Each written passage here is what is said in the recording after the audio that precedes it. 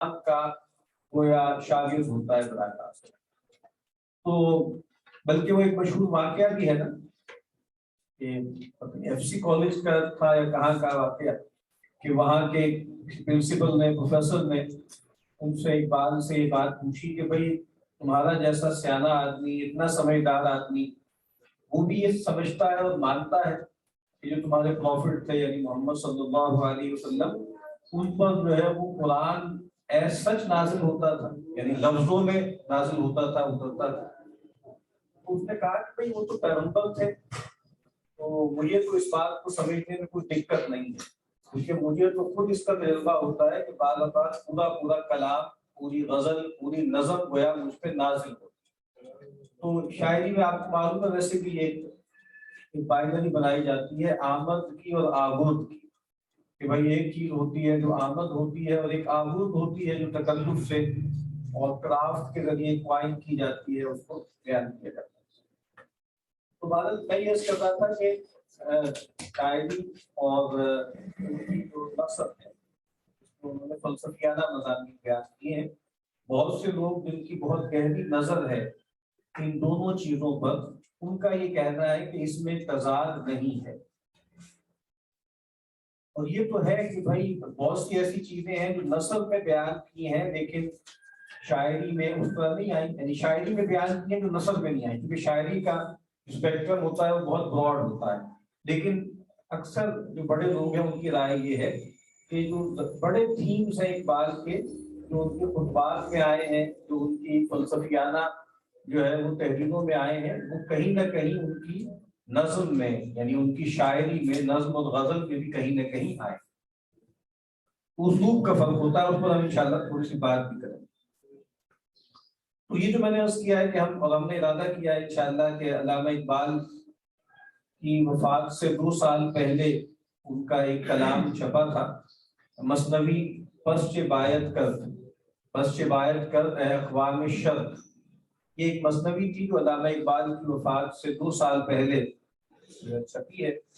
اور پھر پوسٹ ہیومسلی علامہ اقبال کی وفات کے بعد پھر 2 سال بعد جب یہ دوبارہ چھپی اس کے ساتھ پھر علامہ اقبال جو افغانستان کا انہوں نے سفر کیا تھا اس پہ جو ان کی واردات وغیرہ تھی اس کو انہوں نے نظم کیا تھا مثنوی مسافر کے نام سے. تو اب آج کل جو الگ سے چھپا کرتی تھی شیخ غلام علی صاحب اینڈ سنز نے جو کتابیں چھاپی تھی تو اس میں جو ہے وہ یہ دونوں چیزیں ساتھ چھپتی ہیں 2 مثنویاں ساتھ چھپتی ہیں یعنی مثنوی پس چه باید کرد اور مثنوی مسافر. تو اور یہ چونکہ علامہ اقبال کے ہم کہہ سکتے ہیں کہ ان کی جو فکر ہے یا ایک تصور کہا جاتا ہے اقبال کا پیغام تو اس کا ایک بہت جیسے اچھا فائنل ورژن ہے فارسی زبان. ویسے تو ضرب کلیم کو بھی کہا جاتا ہے. ضرب کلیم کے بارے میں یہ بات کہی جاتی ہے کہ وہ علامہ اقبال کا جو تھاٹ تھا خاص طور پہ یا جو پیغام وہ دینا چاہتے تھے یعنی شعری اعتبار سے فنی اعتبار سے تو بال جبریل کو کہا جاتا ہے کہ وہ علامہ اقبال کا گویا پینکل ہے وہ زینت ہے وہ کمال ہے. لیکن جو ان کی رائے تھی مختلف چیزوں کے بارے میں فنون لطیفہ کے مختلف چیزوں کے حوالے سے اور زندگی کے مختلف شعبوں سے متعلق باتیں تھیں وہ نسبتاً کم تر اعلیٰ شعری پیمانے پر انہوں نے ضرب کلیم میں کہی اور انہوں نے اس کے بلکہ سر عنوان یہ بنایا تھا کہ اعلان جنگ دور حاضر کے خلاف یعنی ضرب کلیم اس کا عنوان قائم کیا اور ساتھ اس کے جو سب ٹائٹل تھا وہ یہ تھا. تو آپ سمجھ سکتے ہیں کہ تقریباً اس سے ملتی جلتی چیز جو فارسی میں مثنوی کی صنف میں علامہ اقبال نے جو تصنیف کی ہے وہ گویا یہ پس چه باید کرد. ہم اگلی نشست سے اس کو باقاعدہ شروع کریں گے اور بلکہ انشاءاللہ میری خواہش ہوگی کہ دسمبر کے جو پہلے ہفتے والی نشست ہو تو اس میں ڈاکٹر تحسین فراقی صاحب جو بہت بڑے ادیب بھی ہیں محقق بھی ہیں اچھے شاعر بھی ہیں اور ماہر اقبالیات بھی ہیں اور انہوں نے ابھی بلکہ اسی سال ان کی یہ کتاب چھپی ہے اور مثنوی پس چه باید کرد کا انہوں نے جیسے نظم میں ترجمہ کیا. تو نئی بات ہے اس کا ترجمہ نثر میں تو ہوا ہے کچھ شرح بھی لوگوں نے کی ہے. خواجہ امیر یزدانی صاحب کی شرح ہے جو زیادہ مطول شرح ہے وہ یوسف سلیم چشتی صاحب کی ہے ڈاکٹر محمد ریاض صاحب نے بھی ترجمہ کیا ہے, کچھ حواشی لکھے ہیں, لیکن شاید اردو میں پہلی منظوم جو ہم کہہ سکتے ہیں ترجمہ ہے مثنوی کا, وہ ڈاکٹر تحسین فراقی صاحب نے کیا, اور اس کے آغاز میں انہوں نے ایک بڑا اچھا وکیل مقدمہ بھی لکھا ہے. تو ڈاکٹر صاحب سے انشاءاللہ ہم کوشش کریں گے, درخواست کریں کہ وہ اگلی مرتبہ تشریف لائیں اور اس کتاب کا تعارف کرائیں, اور تاکہ پھر ایک برکت بھی ہو جائے, اور ہم جو ہے پھر اس کے بعد پھر اس کا سلسلہ وار مطالعہ اس سے اگلی نشست سے انشاءاللہ شروع کریں. تو آج کچھ بنیادی باتیں میں عرض کر دیتا ہوں کہ یہ جو شاعری ہے اس کے بارے میں ہمارا موقف ہونا کیا چاہیے, کیونکہ عام طور پر ریلیجس سیٹنگ جو ہوتی ہے اس میں لوگوں کو بڑا اچنبھا ہوتا ہے کہ یہ شاعری پڑھ رہے ہیں, اور شاعری کا دین سے, اخلاق سے, روحانیت جو عام طور پہ جو اعلیٰ روحانیات کی چیزیں ہیں اس سے کیا تعلق ہے. اور امی محترم ڈاکٹر اسحاق احمد صاحب رحمۃ اللہ علیہ, ان کے ہاں ہمیں معلوم ہے کہ بہت زیادہ تو ان کے ہاں جو ہے وہ بہت زیادہ اقبال کے وہ عاشق تھے, قرآن کے بھی عاشق تھے اور اقبال کے بھی عاشق تھے, اور علامہ اقبال کو خاص طور پر پڑھے لکھے لوگوں میں جو ہے متعارف کرانے میں ڈاکٹر صاحب علیہ رحمہ کا بڑا حال ہے. اور پھر انہوں نے کئی دفعہ جمعے کے اندر مثال کے طور پر انہوں نے ابلیس کی مجلس شورا اس کی شرح کی, یعنی خطبہ جمعہ کے دوران شرح کی. اس وقت بھی لوگوں کو ایسا لگتا ہے کہ بھئی شعر و شاعری اس کا کیا تعلق ہے دین سے, یا دینی مضامین کو بیان کرنے میں اس کی کیا سگنیفیکینس ہے. کیونکہ جو مسلم مائنڈ سیٹ ہے, یا عام طور پہ ریلیجس مائنڈ سیٹ ہے جو عوام کی سطح پر ہوتا ہے, وہ یہ خیال کرتے ہیں کہ جیسے اس میں جو تعلق ہے وہ یعنی آپس میں کنڈیوسو نہیں ہے. شعر و شاعری اس کو عام طور پہ لہو و لعب کے ساتھ, لغو کے ساتھ اٹیچ کیا جاتا ہے, اور چونکہ خود قرآن مجید نے اس کے بارے میں ایک ججمنٹ دی ہے, تو وہ بھی ہمارے ریلیجس جو مائنڈ سیٹ ہے یا کلیکٹیو جو ہماری سائیکی ہے یا میموری ہے اس کے اندر وہ رجسٹر ہوا ہے. اگرچہ یعنی جو لوگ جانتے ہیں اور عالم ہیں ان کے ہاں تو یہ بات بے غبار طریقے سے بالکل طے ہے کہ شاعری کی یا شعر و شاعری کی اصلاً کوئی مذمت نہیں ہے, یا یہ کوئی ایسی چیز نہیں ہے کہ جس کو اصلاً جو ہے ممنوع قرار دیا گیا ہو. ایک بار بس یاد دہانی کے لیے, اور چونکہ اب ہم ایک مجلس شروع کر رہے ہیں انشاءاللہ وہ طویل چلے گی, تو ہم چاہتے ہیں کہ ابتدا میں دینی اعتبار سے اس کی کیا سگنیفیکینس ہے اور اس پر ججمنٹ کیا آتی ہے. کل بھی جو ایک کلاس تھی وہاں میں نے بات عرض کی تھی کہ ہم سب جو ہے ان کی جو بنیادی ہم سمجھ لیں کہ ہماری جو اصالت ہے وہ بندگی ہے. یعنی آپ کو معلوم ہے آج کل یہ بات بہت چلی ہوئی ہے کہ اصل میں تو ہم کون ہیں, اصل میں تو ہم انسان ہیں نا, اور ہمیں سب سے جو بنیادی کیٹیگری ہے وہ انسانیت کو بنانا چاہیے. انسانیت وہ سب سے بنیادی کیٹیگری ہے, اور باقی اس کے بعد رنگ, نسل اور جغرافیہ اور زبان اور مذہب اور مسلک اور مشرب, یہ سب باتیں بعد میں آتی ہیں. سب سے پہلے تو انسانیت ہے, اور ہم اصل میں تو انسان ہیں. اس کے بعد پھر ہمارے جیسے جو ایک صوفیانہ یا فلسفیانہ لفظ استعمال کیا جاتا ہے تعینات, یہ ہمارے تعینات ہیں کہ ہم میل ہیں یا فیمیل ہیں, ٹھیک ہے, یا تیسری جنس سے متعلق ہیں, یا ہماری جو ہے جس کو انگلش میں جنسیت کہتے ہیں, نیشنلٹی ہماری کیا ہے, ٹھیک ہے, تو وغیرہ وغیرہ. تو یہ بات میں اصل میں ہم انسان ہیں, اور انسانیت سب سے بڑا مذہب ہے, اور ہمیں انسانیت کی طرف آنا چاہیے یا انسانیت کی طرف لوٹنا چاہیے, اور تمام جو بت ہیں ان کو باقی گرا دینا چاہیے. تو اس لحاظ سے یہ بات ہمیں سمجھنی چاہیے کہ اصلاً ہم انسان نہیں ہیں, اصلاً ہم عبد ہیں, ہم بندے ہیں. اور ہمارا ایسنس یہ ہے, ہمارا ایسنس بندگی ہے. ہمارا انسان ہونا یہ ایک ایکسیڈنٹ ہے, یہ ایک عارض ہے جو ہم پر لاحق ہوا ہے. یعنی ہم انسان نہ ہوتے تو جانور ہوتے, جانور نہ ہوتے تو ہم پیڑ پودے ہوتے, وہ نہ ہوتے تو ہم پتھر اور جو ہے وہ جمادات ہوتے, کچھ بھی ہوتے. اصل میں تو دیکھیں کیٹیگریز دو ہی ہیں, اللہ اور ما سوى اللہ، اللہ اور ما سوى اللہ، اور اللہ اور ما سوى اللہ میں ایک ہی نسبت ہے، اور وہ سب سے اصل نسبت کیا ہے؟ وہ ظاہر بات ہے خالق اور مخلوق کی ہے، اور اس کے بعد وہ معبود اور عبد کی۔ تو یہ اہم بات ہے جس کو ہمیں خود بھی یاد رکھنا چاہیے، دوسروں کو بھی بات بتانی چاہیے کہ جو ایسینشیل ہماری جو پوزیشن ہے وہ انسان ہونا نہیں ہے بلکہ عبد ہونا ہے، ٹھیک ہے؟ ہم عبد ہیں، اور اس کے بعد ہمارا جو بھی تعین ہے خارج میں، جس کو پہلے وہ مراتب وجود کہا کرتے تھے،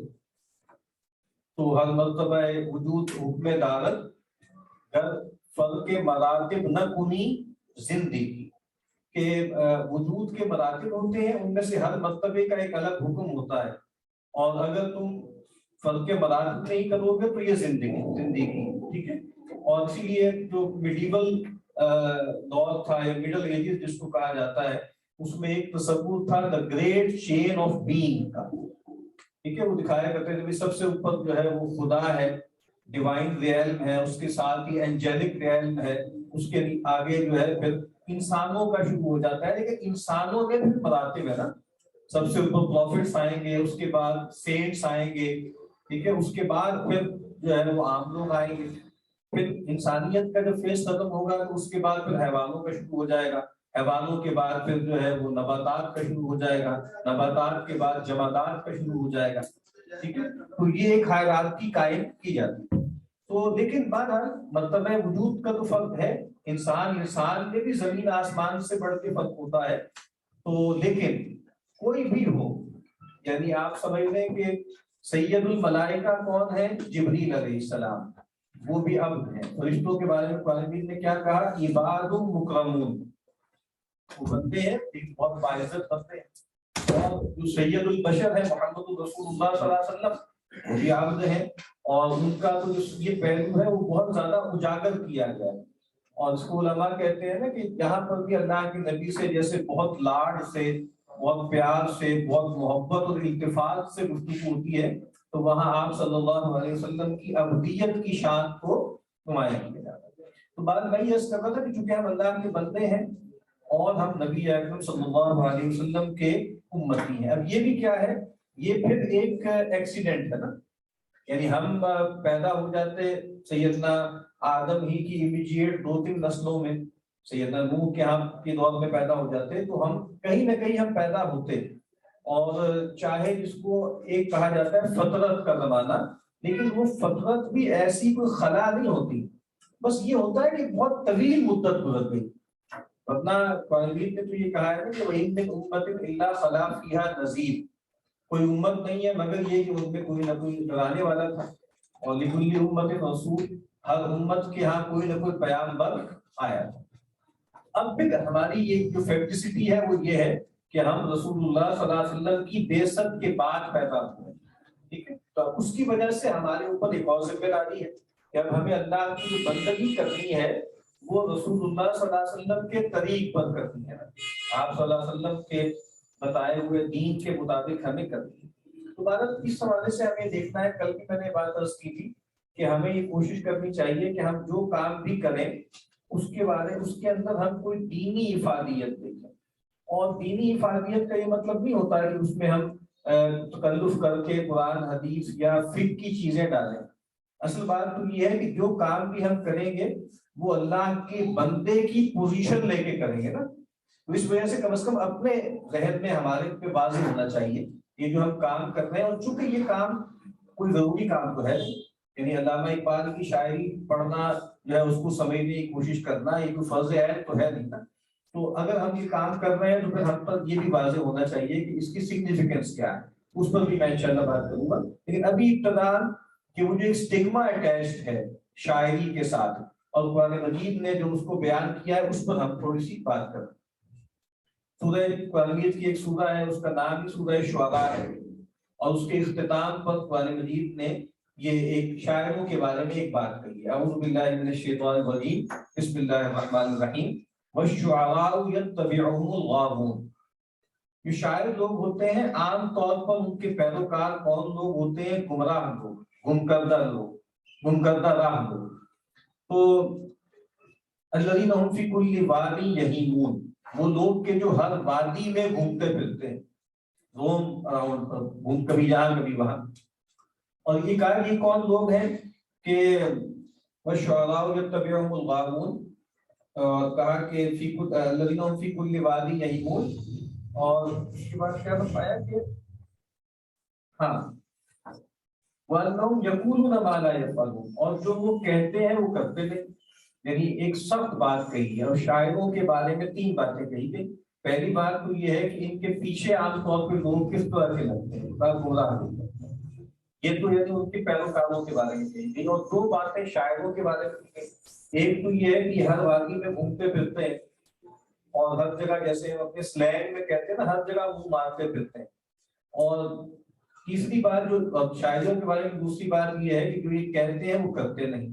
لیکن جہاں یہ بات بیان کی وہیں پر ایک استثناء بھی بیان کر دیا، الا الذین آمنوا وعملوا الصالحات وذکروا اللہ کثیرا، سوائے ان لوگوں کے جو ایمان لائے اور نیک اعمال کریں اور اللہ تعالیٰ کو خوب یاد رکھیں. وانتصروا من بعد ما ظلموا، اور اس کے بعد کہ ان کے ساتھ زیادتی کی جائے، ظلم کیا جائے، وہ بدلہ لیں. کیونکہ یہ خاص طور پر یہ پہلو اس وجہ سے بھی آیا ہے کہ عربوں کے اندر بھی اور ویسے بھی دنیا کی شاعری میں ایک بڑا جو اس کا جو شاعری کا یوزلہ کہلاتا ہے وہ حجم ہے. حجم کہی جاتی ہے، یعنی جس طریقے سے مدح کی جاتی ہے اس میں جو ہے وہ نعت کہی، حمد کہی جاتی ہے، نعت کہی جاتی ہے، منقبت کہی جاتی ہے، قصیدہ کہا جاتا ہے. اسی طریقے سے جو آپ کے مخالفین ہوتے ہیں یا دشمن ہوتے ہیں تو ان کی حجم کہی جاتی ہے، مذمت کی جاتی ہے. ٹھیک ہے، ان کے مصالح بیان کیے جاتے ہیں. جہاں مناقب ہوتے ہیں وہاں مصالح بھی ہوتے ہیں، برائیاں ہوتی ہیں. تو پھر خاص اس پہلو سے بھی کہا کہ بھائی اس کے بعد پھر ان کے ساتھ کوئی زیادتی کی جائے تو وہ بدلہ لیتے ہیں. تو ایک تو استثناء وہاں پر بھی خود بتا دیا کہ عام طور پر تو معاملہ یہی ہوتا ہے کہ گمراہ لوگ پیچھے لگتے ہیں اور وہ ہر وادی میں گھومتے پھرتے ہیں اور جو کہتے ہیں وہ کرتے نہیں. لیکن استثناء اس کا موجود ہے. اب سوال یہ پیدا ہوتا ہے کہ قرآن مجید نے شعر کو یا شاعری کو موضوع کیوں بنایا؟ یعنی قرآن مجید کی وجہ سے عام طور پر یہ ڈومین میں یہ بات آتی نہیں ہے. یعنی قرآن مجید نے عمومی طور پر فنون لطیفہ وغیرہ یا ادبیات کو موضوع نہیں بنایا کہ بھائی جو ہے وہ نثر ہے. یہ ساری بات ہے، ایک نئی فارم ہے نا، ناول ایک نئی فارم ہے اور افسانہ ایک نئی فارم ہے. لیکن اس سے پہلے نثر تھا یا خطبات ہوتے تھے یا اوریشنز ہوتی تھی یا اور مصوری وغیرہ ہے، وہ خاص پہلو سے کہیں اس کا ذکر آیا ہوگا. لیکن ان کو موضوع نہیں بنایا. تو شاعری کو موضوع کیوں بنایا؟ وہ جہاں پر یہ آیات آئی ہیں اس سے پہلے کا جو کانٹیکسٹ ہے وہ بھی ہمیں بتا دیتا ہے. اصل میں ایشو یہ ہے کہ نبی اکرم صلی اللہ علیہ وسلم نے جب آ کر قرآن مجید کو پیش کیا تو اس کا جو جس کو ہم کہتے ہیں نا اسلوب بھی بہت طاقتور تھا، بہت پاورفل تھا. اور اس کا جو مضمون ہے، اس کا جو کنٹینٹ ہے وہ بھی غیر معمولی تھا. یہ سورہ جن کا آغاز ہوتا ہے نا کہ انا سمعنا قرآنا عجبا، ہم نے ایک بہت خوبصورت بہت پیکیولر قرآن سنا ہے. یہدی الی الرشد، جو رہنمائی کرتا ہے ہدایت کی طرف، رشد کی طرف، بھلائی کی طرف، خیر کی طرف. یعنی ایسے لگتا ہے نا کہ قرآن عجبا یہ اس کا ڈکشن ہے، یہ اس کا اسلوب ہے.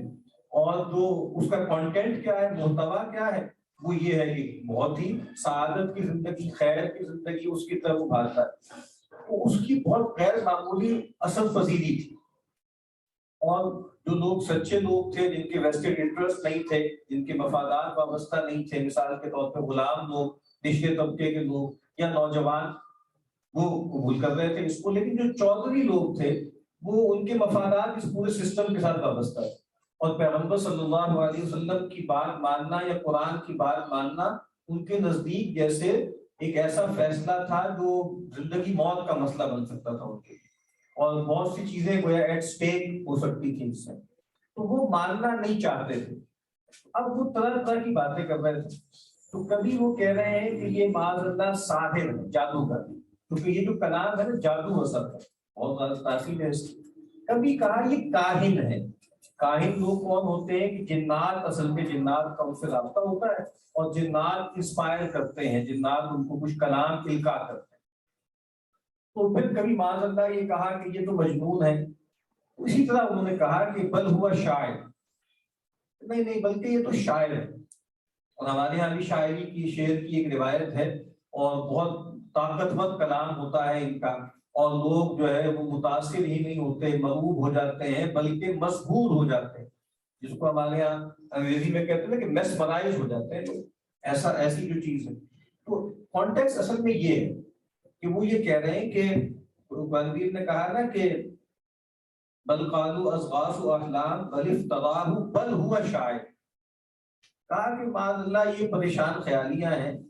اور بلکہ یہ گھڑ لیا ہے اللہ پاک نے، بل ہوا شاعر، بلکہ اصل میں تو یہ شاعر ہے۔ اور پھر ایک جگہ کہا کہ یقولون انا لتارکو آلہتنا لشاعر مجنون، وہ کہتے ہیں معاذ اللہ کہ کیا ہم اپنے آلہہ کو چھوڑ دیں، ہمارے جو پرکھ ہیں ان کی روایتوں کو چھوڑ دیں، کس کے کہنے پر؟ معاذ اللہ، جو ایک شاعر ہے اور مجنون ہے۔ اور یہ کہا نا کہ ام یقولون شاعر نتربص به غیب المنون، کیا یہ کہتے ہیں کہ یہ کوئی شاعر ہے، ہم ان کے بارے میں گردش روزگار کے جو ہے وہ آپ منتظر ہیں۔ مثال کے طور پہ بڑے بڑے شاعر آئے نا، زمین آسمان کی باتیں کی اور جناب یہ ہے وہ ہے، یعنی دنیاوی اعتبار سے بھی بہت انقلابی گفتگو کی اور بہت میٹافزیکل مضامین بھی بہت بیان کیے، لیکن کچھ کر نہیں سکے، بس آئے اور باتیں کر کے جو ہے وہ چلے گئے۔ کہا بھی کتنے آئے کتنے گئے، گردش زمانہ نے ان کو ختم کر دیا۔ تو معاذ اللہ وہ یہ کہتے ہیں کہ یہ بھی ایک ایسے ہی شاعر ہیں جن کے بارے میں ہم بس وقت کا انتظار کر رہے ہیں، یہ بھی معاذ اللہ جس طرح باقی لوگ جو ہے مر کھپ گئے، یہ بھی ایسے ہی ختم ہو جائے۔ تو یہ وہ کانٹیکسٹ ہے جس میں قرآن مجید میں یہ کہا کہ وما علمناہ الشعر وما ينبغی لہ، نہ تو ہم نے ان کو قرآن کی تعلیم دی ہے اور نہ ہی یہ ان کے شایان شان ہے، ان کی شایان شان بھی نہیں ہے۔ تو اس میں بھی ایک بات ہے، اس سے بھی یہ پتہ لگا کہ جو وحی ہے، جو اللہ کا کلام ہے، وہ ایک برتر چیز ہے اور انسانی تخیل اور ذہن سے بننے والی چیز اس سے کم تر ہے۔ یعنی ظاہری بات ہے کہ شاعری میں انسان کا ذہن بھی شامل ہوتا ہے، انسان کا تخیل بھی شامل ہوتا ہے، پھر اس کے اندر اس کی جو لسانی صلاحیت ہوتی ہے وہ استعمال ہوتی ہے، جس سے بڑی شاعری وجود میں آتی ہے۔ تو کہا کہ یہ، اور چونکہ بتا چکے ہیں نا کہ عام طور پہ شاعر اس طرح کے ہوتے ہیں، یعنی زیادہ تر لوگ کون ان کے پیچھے لگنے والے ہوتے ہیں کہ جو ایسے ہی لوگ ہوتے ہیں جو کچھ کرتے کراتے نہیں، یعنی عام طور پر تصور۔ اور یہ بات اس وقت بھی ٹھیک تھی، آج بھی ٹھیک ہے کہ وہ لوگ کے جو ہر وقت شاعروں ادیبوں کے پاس بیٹھے رہتے ہیں، وہ کوئی مطلب دینی اعتبار سے کوئی بڑا کام تو بہت بڑی بات ہے، دنیاوی اعتبار سے بھی عام طور پر کسی کام کے نہیں رہتے۔ اور اس طرح کے کچھ لطیفے بھی ہمارے یہاں مشہور ہیں کہ مولانا رشید احمد گنگوہی صاحب رحمۃ اللہ علیہ کہا کرتے تھے کہ اگر تم چاہتے ہو کہ بھائی تمہاری دنیا بن جائے تو تاجروں میں بیٹھا کرو، اگر تم چاہتے ہو کہ تمہاری جو ہے وہ دنیا اور آخرت بن جائے تو بھائی علماء کے فقہاء کے پاس بیٹھا کرو، اگر تم چاہتے ہو کہ بھائی تمہاری دنیا نہ بنے، خرابی ہو جائے اور آخرت بن جائے تو صوفیوں کے پاس بیٹھا کرو، اور اگر چاہتے ہو کہ تمہاری دنیا اور آخرت غارت ہو جائے تو شاعروں ادیبوں کے پاس بیٹھا کرو۔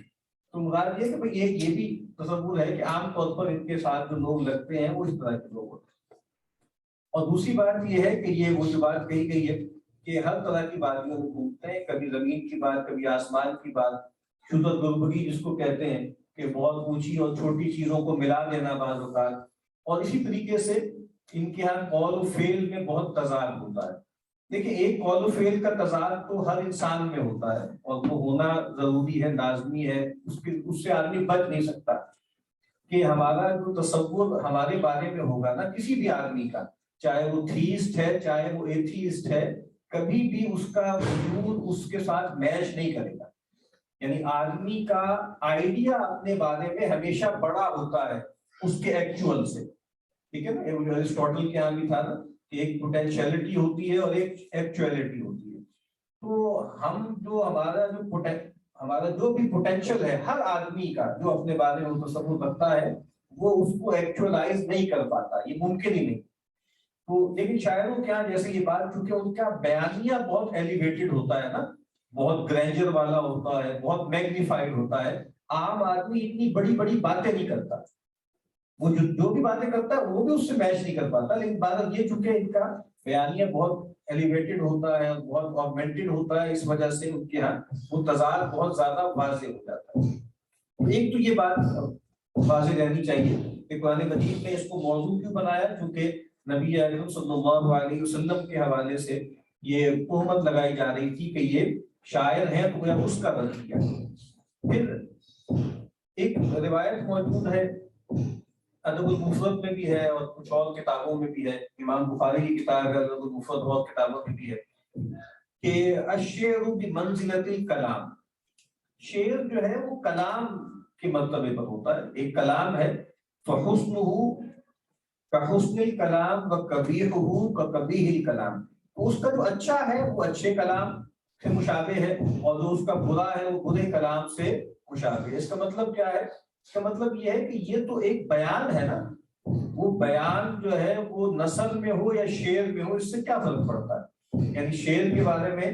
پرانی بات یہ تھی کہ شعر کہتے ہیں کلام موزون کو، یعنی ایک کلام جس میں وزن ہے، اگرچہ اس کے بعد جو ہے وہ نثری نظم اور آزاد نظم وغیرہ نے اب یہ ڈیفینیشن توڑ دی بہت حد تک، لیکن ویسے تصور یہ تھا کہ بھائی کچھ لفظ لکھے ہوئے ہیں سامنے صفحے پر یا کسی بھی چیز پر، تو یہ کیا لکھا ہوا ہے، یہ نثر ہے یا شعر ہے؟ تو بس عام طور پہ جو فرق کیا جاتا تھا کہ اس میں ایک میٹر ہوتا ہے، اس میں ایک وزن ہوتا ہے، اور یہ بغیر میٹر کے ہوتا ہے۔ لیکن اس پر بھی بہت طویل بحثیں ہیں، شمس الرحمان فاروقی صاحب نے بھی اس پر بحثیں کی ہیں کہ بھائی ایسینشیل فرق ہے کیا اصل میں نثر میں یا نظم میں، اور خاص طور پہ جدید دور میں آ کر کو اس میں تفریق کرنا بہت مشکل ہوتا جا رہا ہے۔ یا مطلب مراد یہ کہ وہ کینن ہوتا ہے اس کا، یعنی کوئی شاعری کا کینن ہے کوئی کہ بھئی جو طے کرتے ہیں کہ اصل میں شعر اسے کہتے ہیں، تو یہ بھی اب اتنا آسان نہیں رہا جدید دور میں اور ماں بعد جدید دور میں۔ ایک بار اصل بات تو یہ کہ وہ کلام ہے اور اس پہ تاثیر بعض اوقات بہت زیادہ ہوتی ہے، یعنی نثر سے زیادہ تاثیر ہوتی ہے اس میں، یعنی ہو سکتا ہے کہ تعقل لوگوں کو اتنا محسوس نہ ہو لیکن تاثیر زیادہ ہوتی ہے۔ ایک موقع پر جو ہے مشرق سے، یعنی مدینہ کے مشرق سے کچھ لوگ آئے، اور دو لوگ آئے اور آ کر وہ خطیب تھے اور انہوں نے بڑی زبردست تقریر کی، تو لوگوں کو بہت تعجب ہوا ان کی وہ گفتگو سن کر۔ تو نبی صلی اللہ علیہ وسلم نے فرمایا کہ ان من البیان لسحرا، کہ بے شک بعض بیان جو ہوتے ہیں، بیان کا مطلب اس کتابت، وہ جادو کی تاثیر رکھتی، وَإِنَّ مِنَ الشِّعْرِ لَحِکْمَةً، اور بعض شعر ایسے ہوتے ہیں کہ جس میں بڑی حکمت ہوتی ہے، بڑی دانائی ہوتی ہے۔ تو اس کا مطلب یہ ہے کہ شعروں کے اندر بھی حکیمانہ باتیں جو ہیں وہ کی جا سکتی ہیں، اور جیسا کہ فرق عام طور پہ لوگ بیان کرتے ہیں نا کہ نثر کا مطلب ہی پھیلانا ہوتا ہے، بکھیرنا، ٹھیک ہے، تو اس میں تھوڑی سی بات کو بہت بڑا کر کے بہت لمبا کر کے بیان کیا جاتا ہے۔ نظم کا مطلب کھلونا ہوتا ہے، اس میں بڑی بات کو چھوٹا کر کے بیان کیا جاتا ہے، اور ہم سب کو اس کا تجربہ ہے کہ بعض اوقات بہت بڑی بڑی باتیں جو ہے وہ دو دو مصروں میں جیسے نپٹا دی جاتی ہیں۔ ڈاکٹر صاحب علیہ رحمہ بھی جو ہے وہ بیان کیا کرتے ہیں، جیسے انقلاب ہے، انقلاب کا ایک منہج ہے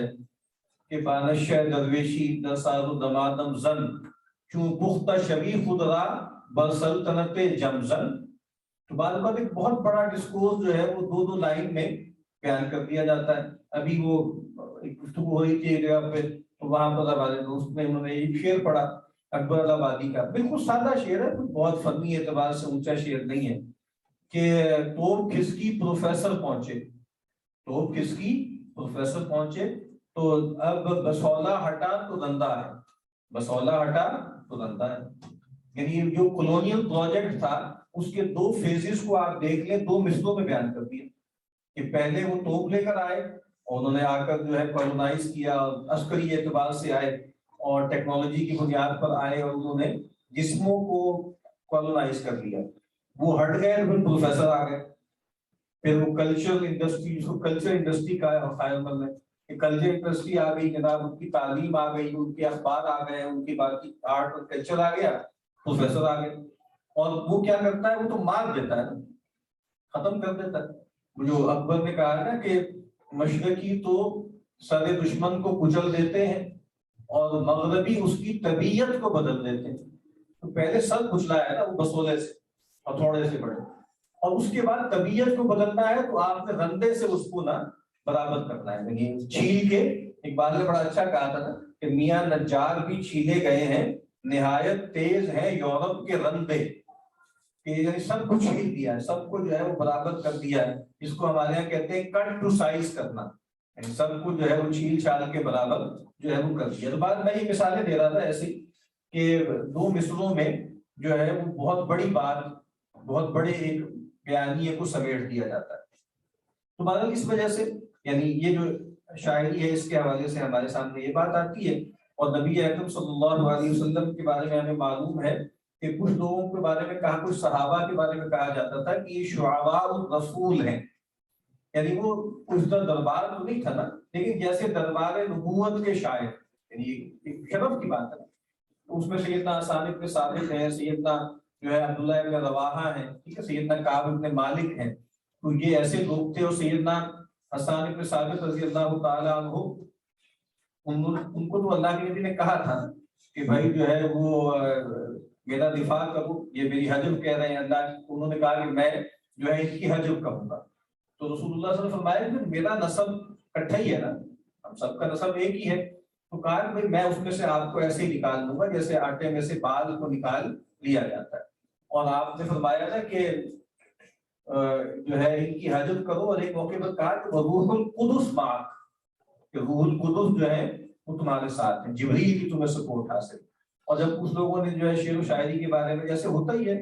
کوئی تھوڑا اعتراض کیا، تو کہا کہ پیغمبر نے تو میرا منبر جو ہے مسجد نبوی میں منبر لگوایا، اور منبر پہ کھڑے ہو کے مجھ سے کہا کہ جو ہے وہ تم دفاع کرو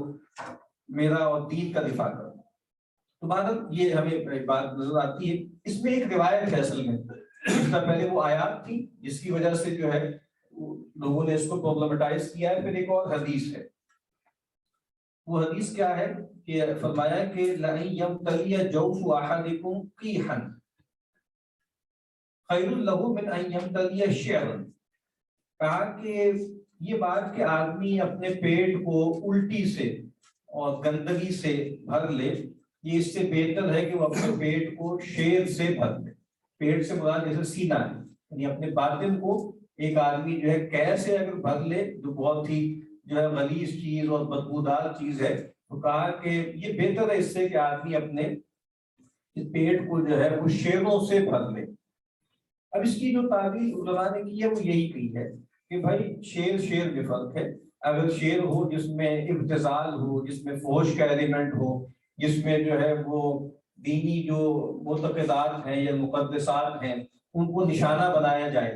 اور لوگوں کی عزتوں پہ حملہ کیا جائے، ٹھیک ہے، تو یہ وہ شعر ہے کہ جس کے بارے میں یہ بات کہی گئی ہے۔ اور جیسے خاص طور پہ کہا ہے نا کہ اپنے آپ کو بھر لے، اپنے آپ کو بھر لے، اس میں یہ نقطہ بہت اہم ہے کہ ایک ہے شعر و شاعری انسان کرتا ہے حظ کے حصول کے لیے، لذت کے لیے بھی کرتا بھی ہے اور پڑھتا بھی ہے، سنتا بھی ہے، تو اس کی بھی ایک لمٹ ہے نا۔ مولانا اسلامی رحمۃ اللہ علیہ ایک بات کہا کرتے تھے کہ اشتغال بالادنا، یعنی یہ بات کہ آدمی کا اوڑھنا لپیٹنا، سونا جاگنا، کھانا پینا، پورا لائف سٹائل شاعری کے گرد گھومنے لگے، چاہے ایز اے پروڈیوسر چاہے ایز اے کنزیومر، دونوں چیزیں ہیں نا۔ یعنی ایک وہ آدمی ہے جو شعر کہتا ہے، اور کبھی آپ نے دیکھا ہوگا کہ وہ لوگ جو شاعر ہوتے ہیں یا کسی بھی آرٹ فارم میں ایکسل کرنا چاہتے ہیں تو وہ ان کا پورا لائف سٹائل ہے، پورا لائف سٹائل ہے۔ یعنی جہاں سے میں نے گفتگو آج شروع کی تھی نا ابدیت والی، نہیں وہ کہتے ہیں میں شاعر ہوں تھرو اینڈ تھرو،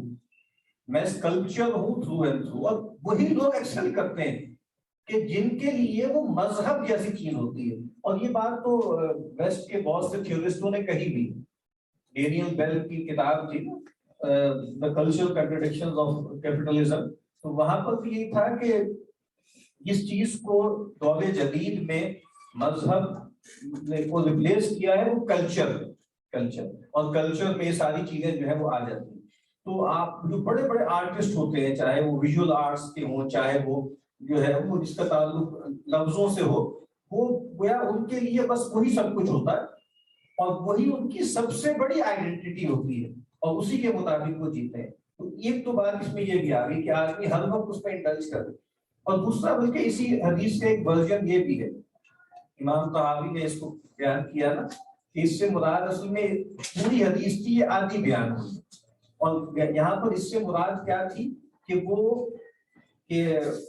بأن يمتلئ جوف أحدكم قيحا خير له من أن يمتلئ شعرا من مہاجات رسول اللہ صلی اللہ علیہ وسلم، یعنی ان شعروں سے جس میں رسول اللہ صلی اللہ علیہ وسلم کی حجم بیان ہوئی۔ اب دیکھیں نا، اس کو کوالیفائی کر دیا نا، اب اس کا مطلب ہے وہ عام ہر شعر کی بات نہیں ہو رہی تھی، کوئی خاص قسم کے شعر کی بات ہو رہی تھی، جس سے روکا گیا۔ اسی وجہ سے ہم دیکھتے ہیں کہ صحابہ کرام میں بھی بہت سے لوگ جو ہے وہ شعر کہتے رہے، لیکن ایک ہوتا ہے کسی کو ہم شاعر کہیں،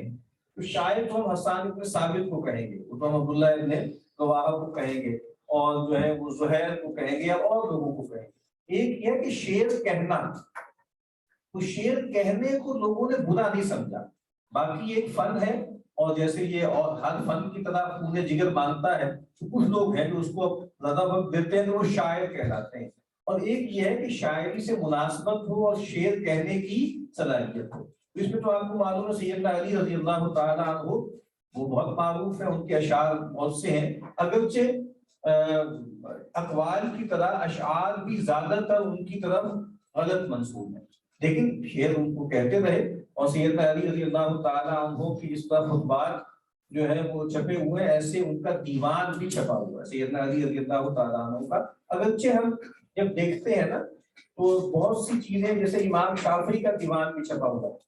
تو بہت سے وہ شعر جو اصل میں امام شافعی کے ہیں، وہ کچھ جگہوں پہ آپ کو سیدنا علی رضی اللہ تعالیٰ عنہ کے حوالے سے بھی ہمیں ملے، لیکن بعد میں وہ شعر کہتے تھے، اور بھی بہت سے صحابہ جو ہے وہ شعر کہا کرتے تھے۔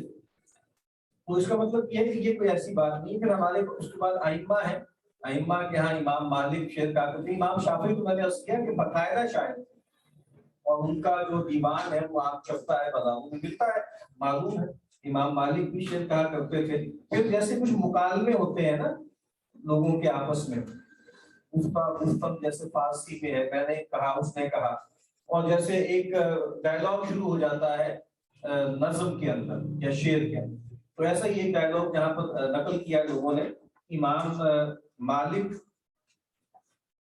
امام شافعی کے درمیان اور امام احمد بن حنبل کے درمیان۔ تو امام شافعی استاد ہے، امام احمد بن حنبل شاگرد، ٹھیک ہے۔ تو امام شافعی رحمہ اللہ نے ایک قطعہ کہا کہ احب الصالحین ولست منهم لعلی ان انال بهم شفاعہ، کہ میں نیک لوگوں سے محبت تو کرتا ہوں لیکن میں ان میں سے نہیں ہوں، تو امید کرتا ہوں کہ مجھے ان کی شفاعت حاصل ہو۔ وَأَكْرَهُ مَنْ تِجَارَتُهُ الْمَعَاصِي وَإِنْ كُنَّا سَوَاءً فِي الْبِضَاعَةِ، اور میں ناپسند کرتا ہوں ان لوگوں کو کہ جن کا بیوپار جو ہے وہ گناہ ہے، جو گناہوں کے بیوپاری ہیں، اگرچہ میرا معاملہ یہ ہے کہ میں اور ان کی پونجی برابر ہے۔ یعنی کتنا اچھا مضمون ہے، کتنی اس میں تواضع ہے کہ بھائی میں صالحین سے محبت کرتا ہوں اگرچہ میں ان میں سے نہیں ہوں۔ اور دوسری روایت ہے، دوسرے شعر ہے نا، احب الصالحین ولست منهم، کہ میں نیکوکاروں سے محبت کرتا ہوں اگرچہ میں ان میں سے نہیں ہوں۔ لعل اللہ ان یرزقنی صلاحا، کہ شاید امید ہے اللہ تعالیٰ مجھے بھی صالحیت دے دے۔ یہاں وہ کہہ رہے ہیں کہ میں صالحین سے محبت کرتا ہوں اگرچہ میں ان میں سے نہیں ہوں، امید کرتا ہوں کہ مجھے ان کی شفاعت نصیب ہو جائے، اور میں ان لوگوں کو ناپسند کرتا ہوں کہ جو گناہ گار لوگ ہیں، مثال کے طور پہ گناہوں کا بیوپار کرتے ہیں، اگرچہ میری اور ان کی پونجی برابر، میں ہوں گناہ گار لیکن مجھے گناہ پسند نہیں۔ تو ان کے تلمیذ نے جب یہ شعر سنا نا تو انہوں نے کہا کہ اپنے استاد سے کہا، ابن احمد بن حنبل نے رحمۃ اللہ علیہ، تحب الصالحین وانت منهم، کہ اے شیخ آپ صالحین سے محبت کرتے ہیں اور آپ انہی میں سے ہیں، آپ کیوں ایسی بات کر رہے ہیں؟ لعلہم ینالوا بک الشفاعہ، اور امید ہے کہ وہ لوگ جو ہیں آپ کی شفاعت پائیں گے۔ وَتَكْرَهُ مَنْ تِجَارَتُهُ الْمَعَاصِي، اور آپ نے یہ کہا ہے، ٹھیک کہا ہے کہ آپ ان لوگوں کو پسند نہیں کرتے کہ جن کا کاروبار جو ہے وہ گناہ ہے یا گناہوں پر مبنی ہے۔ حَمَاكَ اللَّهُ مِنْ تِلْكَ الْبِضَاعَةِ، اللہ تعالیٰ نے آپ کو بچایا ہوا ہے، یا اللہ آپ کو بچائے اس پونجی سے جس کا یہ بیوپار کرتے۔ تو میں یہ عرض کر رہا تھا، ائمہ بڑے بڑے وہ شعر کہتے رہے، بہت بڑے امام، بہت بڑے مجاہد، بہت بڑے صوفی، عبداللہ ابن مبارک رحمہ اللہ، جو تقریباً 180 ہجری میں جن کی جو ہے وہ وفات ہے، ان کے اشعار بہت معروف ہیں۔ اسی طریقے سے بعد کے لوگوں میں جو ہے وہ محمد بن داؤد ظاہری جو ہیں وہ اچھے شاعر تھے، ابن حزم شاعر تھے. پھر جو ہے وہ اگر آپ ادھر آ جائیں حنابلہ میں، حافظ ابن قیم رحمہ اللہ، وہ ان کے قصائد مشہور ہیں. ان کا قصیدہ جو ہے وہ نونیہ مشہور ہے، لامیہ مشہور ہے. ابن حجر شعر کہا کرتے تھے. پھر آپ بہت قریب میں آ جائیں نا، بر صغیر میں آ جائیں، بر صغیر میں جو ایک پورا اسکول آف تھاٹ ہے جو بریلوی کہلاتا ہے، جن کے بڑے امام احمد رضا خان بریلوی ہیں رحمہ اللہ، تو آپ کو معلوم ہے وہ تو اچھے خاصے شاعر ہیں. اور ان کی جو حدائق کے بخشش کے نام سے جو ان کا مجموعہ چھپا ہوا ہے، ٹھیک ہے ان میں سے کچھ اشعار ایسے ہیں کہ جس پہ گفتگو ہو سکتی ہے عقیدے کے اعتبار سے، لیکن بہرحال وہ باقاعدہ شاعر تھے اور بہت اچھا ان کا کلام جو ہے وہ موجود ہے. اسی طریقے سے جو ہے دوسرا بڑا مسلک ہے ہمارے ہاں جو دیوبندی کہلاتے ہیں، تو اس میں جو شاہ اشرف علی تھانوی رحمۃ اللہ علیہ، تو ان کے بارے میں تو آتا ہے کہ وہ جب ان کی عمر 18 سال تھی تو انہوں نے ایک مثنوی لکھی تھی فارسی میں، زیر و بم کے نام سے. زیر و بم کے نام سے انہوں نے ایک مثنوی لکھی تھی. اور یہ بات بڑی حیرت کی ہے کہ اردو زبان میں جو مولانا روم کی مثنوی ہے، اس کی جو سب سے ضخیم شرح کی ہے وہ حضرت تھانوی نے کی. کئی جلدوں میں اتنی موٹی کتاب ہے، کئی جلدوں میں ہے کلید مثنوی کے نام سے. تو کس نے کی ہے؟ ایک فقیہ نے، ایک صوفی نے، ایک متکلم نے، یعنی وہ آدمی جس کو ہم کہتے ہیں کہ تھرو اینڈ تھرو مولوی ہے وہ آدمی، اس نے کی ہے. نہ صرف یہ ہے اتنی کی ہے کہ مولانا روم کے بارے میں تو آپ کہہ سکتے ہیں نا کہ ان کی شاعری تو عارفانہ شاعری ہے، عاشقانہ شاعری ہے، لیکن حافظ شیرازی ان کا دیوان ہے، دیوان حافظ کی شرح بھی لکھی ہے حضرت تھانوی نے. ٹھیک ہے، تو اس سے اندازہ ہوتا ہے نا کہ آج کچھ تھوڑا لگتا ہے کہ، بلکہ ہمارے ایک دوست ہیں امریکہ میں پی ایچ ڈی کر رہے ہیں، وہ یہی کہہ رہے تھے کہ اس پر غور کرنا چاہیے کہ کیا سبب ہے کہ موجودہ دور کے یا اب کے علماء ہیں یا مدارس کے جو طلباء ہیں ان کے اندر شعر و شاعری کے حوالے سے توحش کیوں ہے، اور شعر و شاعری کے حوالے سے ان کے ہاں جو ہے وہ سینسز جو ہے یا ان کی سینسیبلٹی میں کیا مسئلہ پیدا ہو گیا اور یہ کب ہونا شروع ہوا. استاد محترم احمد جاوید صاحب نے تقریباً آج سے کچھ 1.5 سال تو ہو ہی گیا ہوگا، اس کو زیادہ ہو گیا ہوگا، ایک مجلس منعقد کی تھی حضرت مولانا مفتی شفیع صاحب رحمۃ اللہ علیہ ان کی یاد میں. تو اس میں جو ہے وہ سعود عثمانی صاحب کی تشریف لائے تھے. تو اب سعود عثمانی جو ہے وہ پوتے ہیں مفتی شفیع صاحب کے. ٹھیک ہے، تو وہ آئے تھے گفتگو کر رہے تھے، وہ یہی کہہ رہے تھے کہ بھائی ہم جو ہے 5 نسلیں ہماری شاعر ہیں، 5 نسلیں ہماری شاعر. تو سعود عثمانی ان کے جو والد ہیں وہ رکی کیفی تھے. رکی کیفی کی تو پورا مجموعہ کیفیات کے نام سے چھپتا ہے، اچھا اچھی اس میں چیزیں. تو ان کے والد مفتی شفیع صاحب تھے، وہ بھی شاعر تھے. ان کے اوپر جو مولانا یاسین صاحب ان کے آپ سمجھے جو ہے آپ سمجھے رکی کیفی صاحب یا سعود عثمانی صاحب کے جو دادا تھے وہ بھی شاعر تھے. وہ کہتے تھے کہ بھائی ان کے والد بھی شعر کہا کرتے تھے. تو آپ سب، اور پھر آپ کو معلوم ہے کہ ان کے جو چچا ہیں یعنی ذکی سعود عثمانی صاحب کے مفتی تقی عثمانی صاحب مدد اللہ، وہ بھی شاعر ہیں. ان کا گوشہ تنہائی کے نام سے ان کا مجموعہ بھی کچھ سال پہلے چھپ گیا. کہنے کا مطلب یہ ہے کہ یہ چیز ایسی ہے کہ اس کے حوالے سے اگر کوئی کوتاہی پیدا ہوئی ہے تو وہ اس پر غور کرنا چاہیے. اور جس طرح مولانا روم کی بات ہے، مولانا روم کے بارے میں جو کہا جاتا ہے نا کہ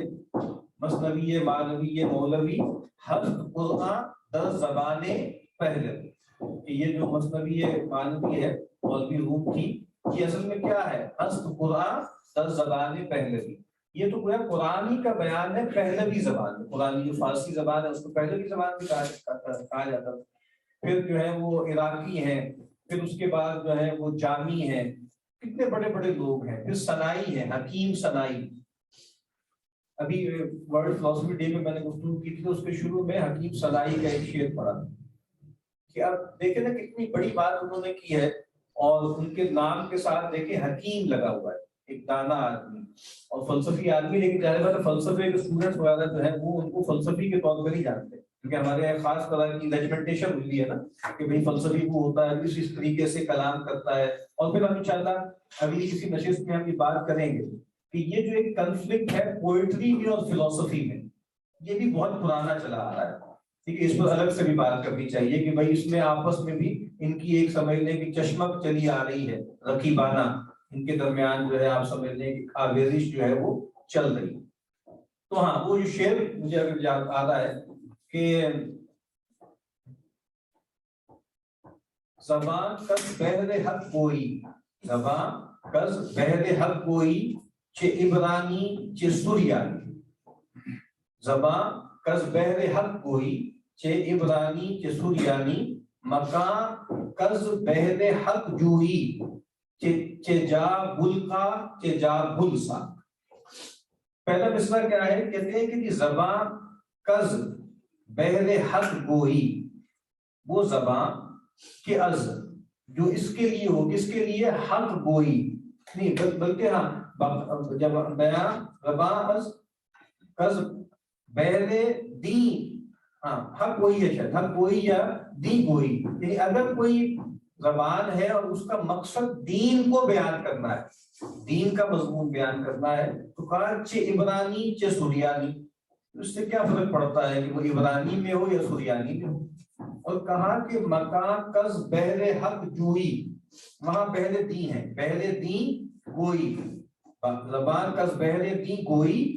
چے عبرانی چے سریانی، اور مکان کز بہر حق جوئی کہ جا بلقا کہ جا بلسا۔ تو کہا کہ اگر مکان ہو اور اس میں مقصد کیا ہو کہ تمہیں حق کو تلاش کرنا ہے، تو کیا فرق پڑتا ہے؟ جا بلقا جا بلسا بنیادی طور پہ دو میتھیکل شہر تھے، جا بلقا جو ہے مشرق کا ایک شہر تھا اور جا بلسا جو ہے مغرب کا ایک تھا، یعنی پھر وہی بات مجھے ایک آفاقیت کی بات ہوتی ہے نا کہ زبان سے کیا فرق پڑتا ہے؟ اگر زبان کا مقصد ہے دین کو بیان کرنا، دین کے مضامین بیان کرنا، تو کیا فرق پڑتا ہے کہ وہ عبرانی میں ہو یا سریانی میں ہو؟ اور اگر مکان میں اصل مقصد کیا ہونا چاہیے؟ جو اسپیس ہے آپ کی، اور مقصد کیا ہے؟ حق جوئی، حق کو تلاش کرنا، تو چاہے وہ مشرق کا کوئی آخری شہر ہو تصوراتی یا وہ مغرب کا کوئی آخری جو ہے وہ شہر ہو تصوراتی، تو حکیم صنائی ہے، وہ اتنے بڑے جو ہے وہ شاعر ہیں۔ تو یہ جو چیز ہے ہمیں اس کو جیسے سامنے رکھنا چاہیے کہ یہ شاعری اس لحاظ سے جو ہے وہ بہت اہم ہے۔ باقی یہ بات کہ یہ جو مسئلہ ہے کہ شاعری میں اور فلسفے میں کیا تعلق ہے اور اس کو ہمیں کس طرح دیکھنا چاہیے، اس کو انشاءاللہ ہم اگلی کسی نشست میں رکھیں گے۔ اور بس تھوڑی سی بات اس پہ کر لیتے ہیں کہ علامہ اقبال کو پڑھنے کی کیا سگنیفیکینس ہے، مطلب ایک طالب علم کی حیثیت سے میرے حوالے سے کیا ہے کہ ہر آدمی کی زندگی پر کچھ مؤثرات ہوتے ہیں، کچھ شخصیات کا اثر ہوتا ہے۔ تو میری شخصیت بھی ظاہری بات ہے، جو ہمارے تایا ہیں ڈاکٹر اسرار احمد صاحب مرحوم رحمہ اللہ، تو ان کا غیر معمولی اثر ہے، ہم ان کو جیسے سنتے ہوئے جوان ہوئے ہیں، اور ان کے ہاں اقبال کے حوالے سے جتنا پیشن پایا جاتا تھا وہ غیر معمولی تھا، اور جتنا انہوں نے اقبال کو بیان کیا، جتنا عام کیا، اور خاص طور پر جس طرح وہ اقبال کو پلیس کرتے تھے نا، اور وہ تو کہتے تھے کہ جیسے عصر حاضر میں ترجمان القرآن جو ہے وہ علامہ اقبال ہے، اور ان کا یہ تاثر تھا کہ قرآن مجید کے فکر اور فلسفے اور حکمت کو اقبال نے جتنا سمجھا ہے کم علماء نے اتنا سمجھا، ان کی قرائت تھی اور اس کو بہت زور سے بیان کیا کرتے تھے۔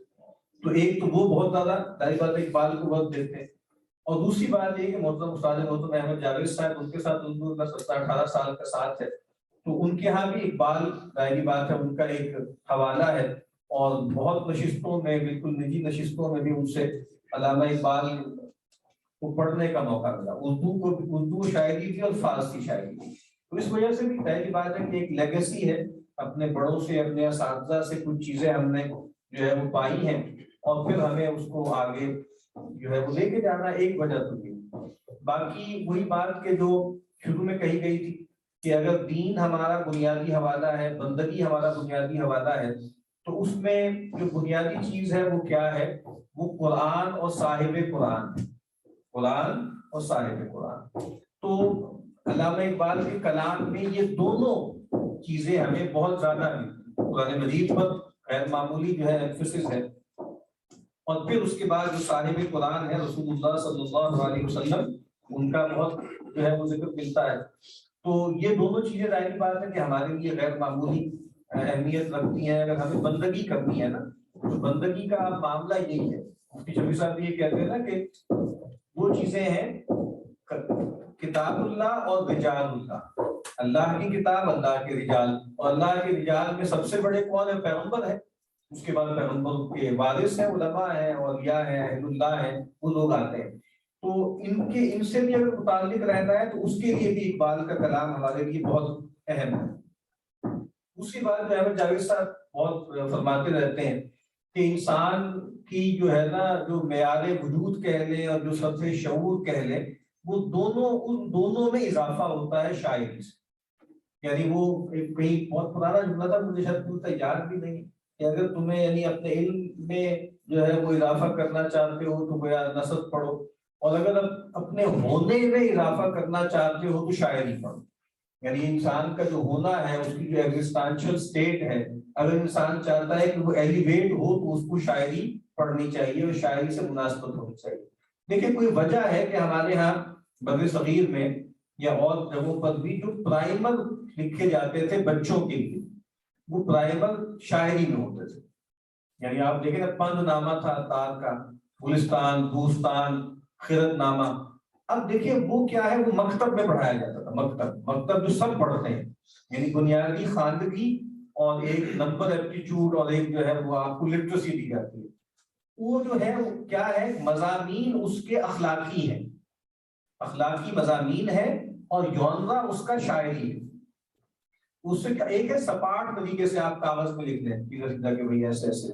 اور ایک یہ ہے کہ آپ اس کو نظم کریں نا, تو اس میں کیا ہوتا ہے, جو ہمارے یہاں جاوید صاحب بار بار ایک بات کہتے ہیں نا کہ عقلی شعور ہے, اخلاقی شعور ہے, جمالیاتی شعور ہے, مذہبی شعور ہے مثال کے طور پہ. تو یہ ادب عالیہ میں نا یہ مرج کر جاتا ہے, کہ وہ جو کلام ہے اس کی نوعیت مصلحانہ ہے, ناصحانہ ہے, اخلاقی ہے, اور اس کا جو ڈکشن ہے وہ شاعری ہے. تو اس سے ایک ذوق جمال بھی پیدا ہو جاتا ہے. بلکہ یہ تو ایک ضمنی بات آ گئی, ورنہ ہمارے یہاں جتنے بھی بڑے علم ہے نا, اس کے جو بنیادی پرائمر ہیں ان سب کو بھی نظم کیا گیا ہے. الفیہ یعنی 100 ہزار اشعار.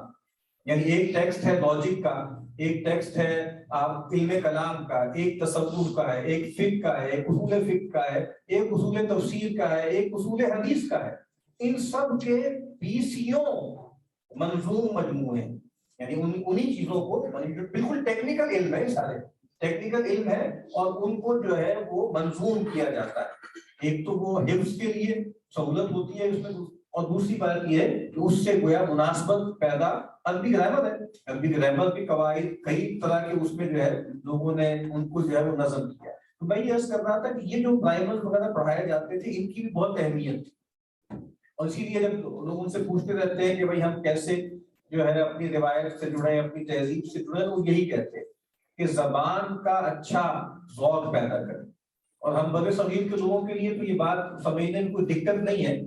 کہ ہم نے پہلے عربی کو چھوڑ دیا تو بہت نقصان کیا, پھر فارسی سے ناتعلق ہو گئے تو بہت بڑا ڈینٹ ہمیں لگا, اور اب ہم اردو سے فارغ ہوتے جا رہے ہیں. یعنی ہماری جو نئی نسل ہے وہ اردو, بس جو جدید تعلیم گاؤں میں پڑھ رہے ہیں وہ اردو اب پڑھ نہیں سکتی, اس طرح سمجھ تو لیتی ہے لیکن اچھی جو ہے وہ تحریریں وہ نہیں پڑھ سکتی. تو یہ ایسے لگتا ہے کہ ہمارے لیے کچھ جینے مرنے کا مسئلہ ہے, اور ایسا لگتا ہے کہ اردو کی حفاظت لگتا ہے کہ جیسے دین کی حفاظت ہے فی زبانہ. کیونکہ وہ سینسیبلٹی نہیں ہے. یورپین جو لینگویجز ہے نا, اس پر لوگوں نے کام کیا ہے کہ یورپین لینگویجز میں وہ چیز منتقل نہیں ہو سکتی. یعنی عربی کی بہت سی, ہمارے دین کے اصلی زبان تو عربی ہے, فارسی میں بھی آ جائے گی, اردو میں بھی آ جائے گی, لیکن وہ اور بہت سی زبانوں میں اس کی اس طرح منتقلی نہیں ہو پاتی, کیونکہ ظاہری بات ہے کہ ہر زبان کے ساتھ ایک کلچر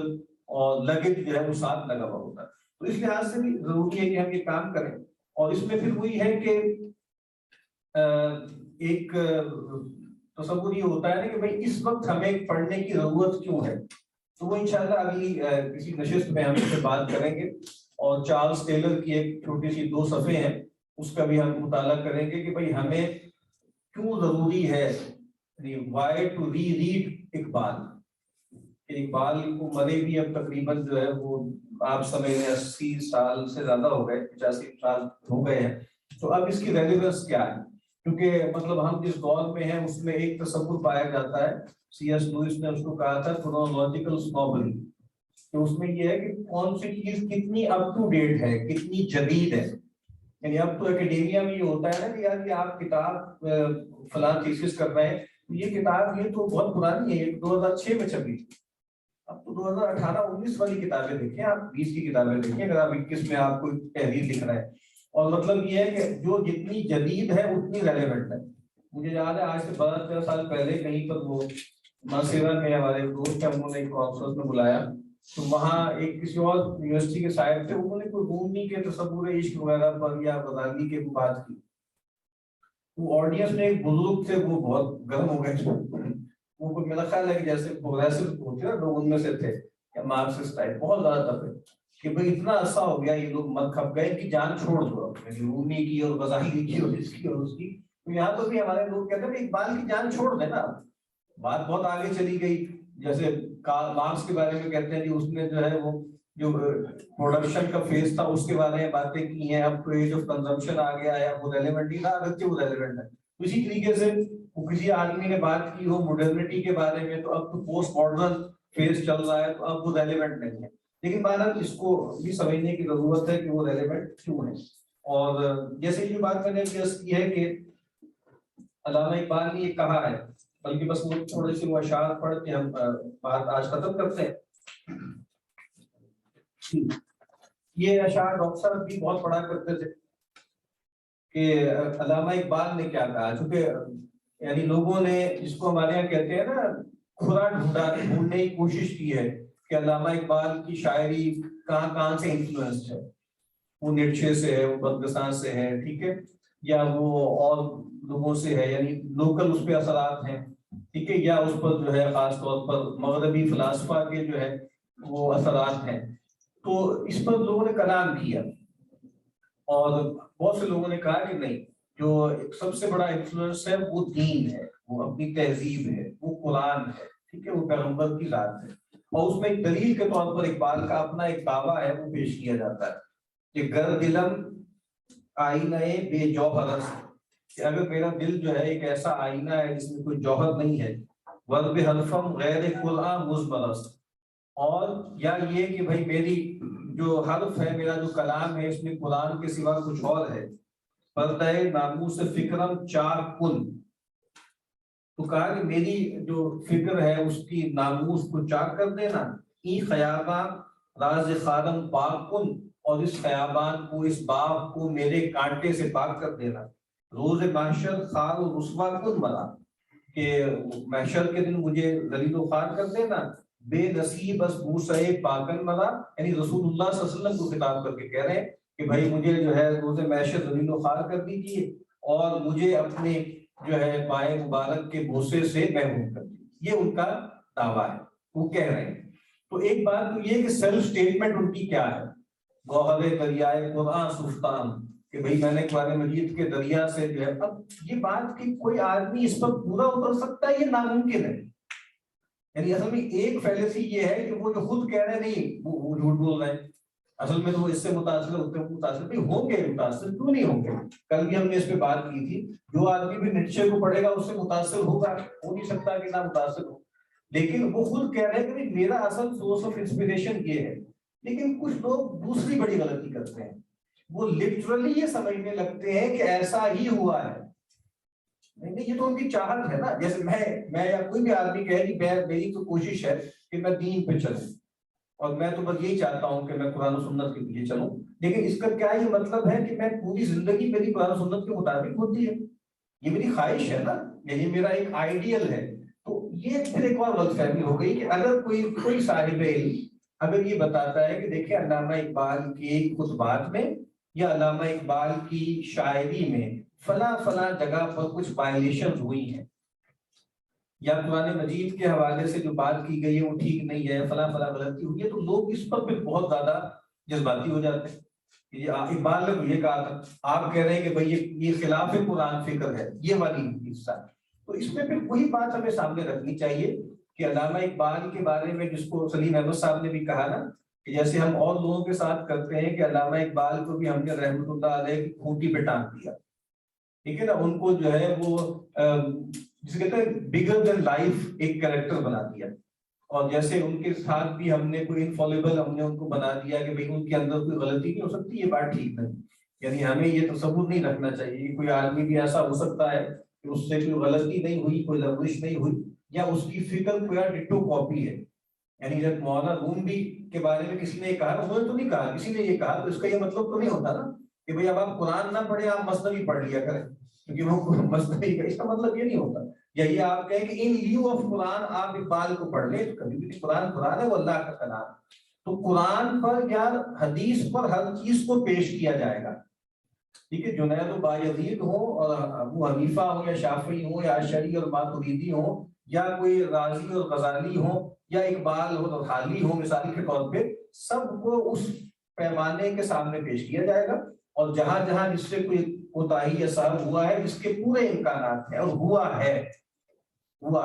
یعنی وہ ہمارے دوست کہتے ہیں نا، بڑے یہ بات ٹھیک لگتی ہے کہ جی ہم جس جماعت میں ہیں یا ہم جس گروپ سے وابستہ ہیں، ہمارے حضرت یا ہمارے پیر یا ہمارے امیر یا ہمارے بزرگ جو ہیں،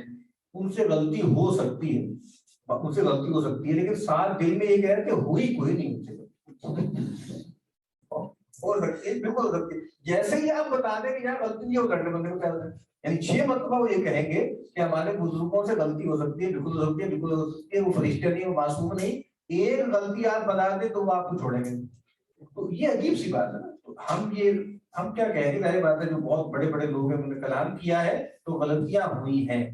ٹھیک ہے، اور وہ نثر میں بھی کچھ ہوئی ہیں، نثر میں زیادہ ہوئی ہیں اور شعر میں بھی ہوئی ہیں، تو بس اتنی بات ہے کہ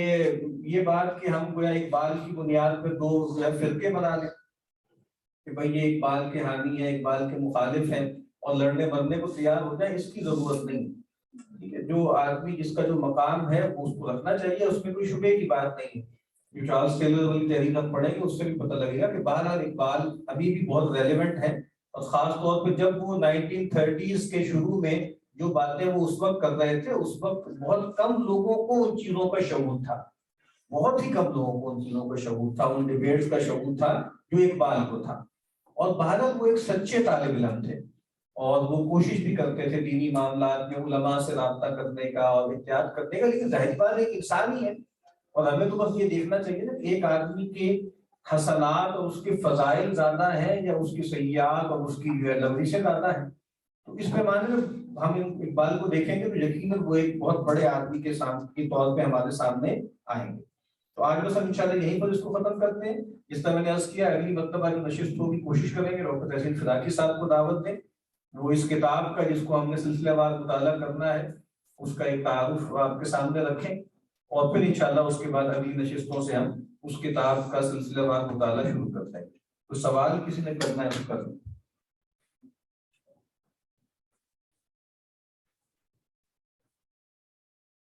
سوال کرنا ہوگا آپ نے ذکر کیا تو آرٹ کے حوالے سے، تو باقی پروفیشن کے حوالے سے